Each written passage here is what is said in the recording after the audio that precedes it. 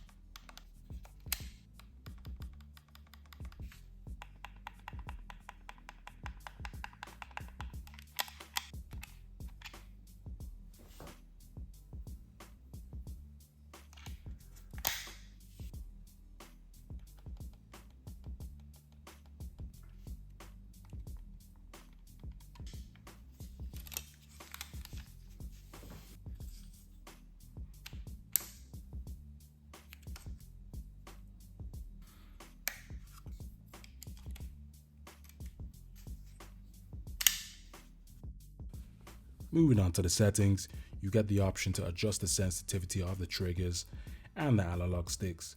You can create a lot of profiles, but you can only store 3 on the go with shortcut inputs. How it works is you click on FN on either of the analog sticks, choose the face buttons you want to preset it to. For example, FN circle, FN square, or FN cross. You can't use FN triangle because that's the default. Let's start talking about the pros of the Edge, starting with the cons, then working our way up from there. Battery life.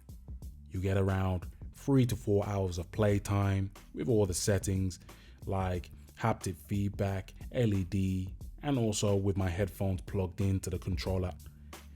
And yeah, you do get a long cable to plug in and charge, but let's not avoid the main point here. It's just not acceptable. Moving on, the PlayStation branded shapes patterned on the back and on the triggers. I'm not a fan of it, as well as it being on the original Dualsense. It's a nightmare to clean as the dirt, oils, and dust can easily get trapped inside them. Lastly, Sony is a home entertainment company selling a variety of electronics. Sony, you are willing to tell me you don't have any equalized software on the PlayStation 5 with the Dualsense Edge? Nikon, PDP, Astro are peripheral companies that have these EQ features that can tune lows, mids, and high frequencies, including sidetone, to improve gamers' listening experience in certain genres. Like, are you people having a laugh? Despite the cons I've mentioned, the Dualsense Edge is a well-built controller, nice and weighty. I love how beginner friendly the controller is for casual gamers that are curious about getting their hands on this compared to the other pro controllers out there on the market. Providing preset options on the thumbsticks and triggers with a description on what the options are used for is a step in the right direction in my opinion. The modular options is a nice touch, giving gamers more preference if they want them on or off. The little things like that always matter. I'm a guy with large hands and I appreciate the level of comfort it brings when using the back buttons. Whether it's the large paddles for racing games or the small ones for shooters, it works like a charm. That being said, if it was me, I would recommend sticking to the regular Dualsense until the Edge drops down in price, as you can customize the thumbstick sensitivity and triggers in your games, or even mod the original controller yourself with third-party paddles. For the price you're paying, with only 2 back buttons options, lackluster battery life, and no audio EQ settings, it's a great controller, but it's terribly priced.